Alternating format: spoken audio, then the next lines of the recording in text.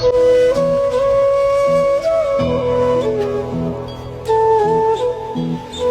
বেড়াটিরে খাবার দে। কি রে শান্তু, তুই কি করতেছস? আমার বাগের জায়গা ব্যস্তাছি। জায়গা বেচতেছস? কি কারণে? কি লেগে জায়গা ব্যস্তাছি? তোমার কি নতুন করে কওয়া লাগবো? তোমার আমি কবে থেকে কইছি যে আমার প্রত্যেকটা বন্ধুর বাইক আছে, আমার একটা বাইক কিনা দাও। দিছ?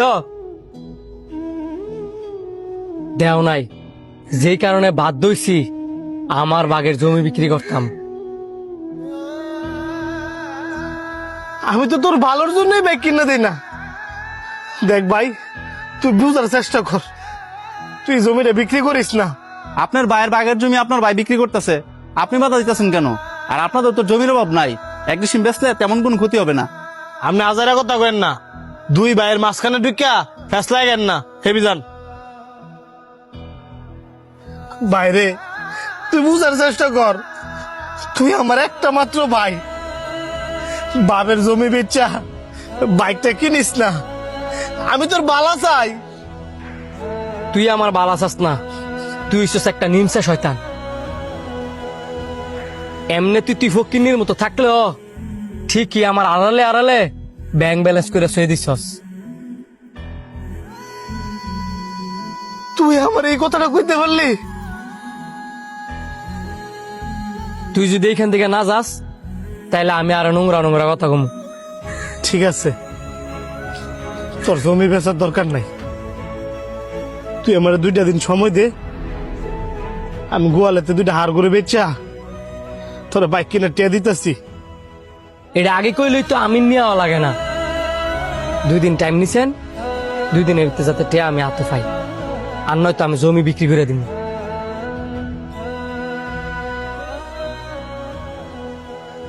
কি রে, তুই 2 দিন ধরে মন মারা হয়ে কিনলি গিয়া? নতুন বাইক কিনলি, কই বন্ধু বান্ধব ট্যুর দিমু, তা না বন্ধু বান্ধব ফোন দিলে উল্টা ফোন কাটিয়া দেস। তুই থাক, আমি বাড়িতে গেলাম, কোনো কিছু ভালো লাগতেছে না।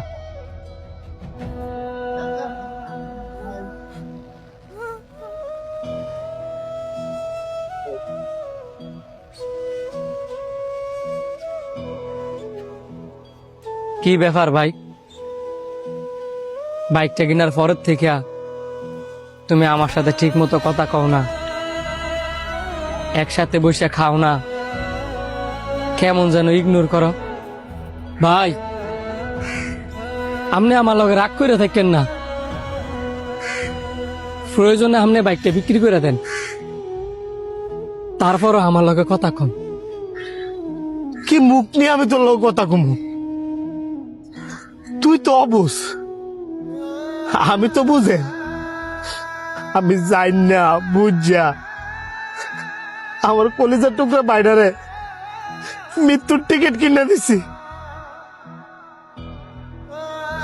আঙ্গো বাপ নাই, মা নাই, তুই তো আমার সব। আমার বউ যদি তোর লগে হিংসামি করে, এই চিন্তা করে আমি বিয়ে অব্দি করি নাই। আর আমি এই বাইরে একটা বাইক কিনে দিছি, যে বাইক চালালে মানুষের বাঁচা মরার কোনো গ্যারান্টি দেয় না।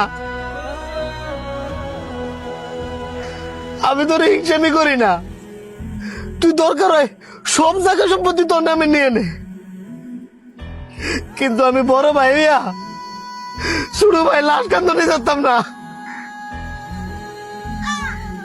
ভাই,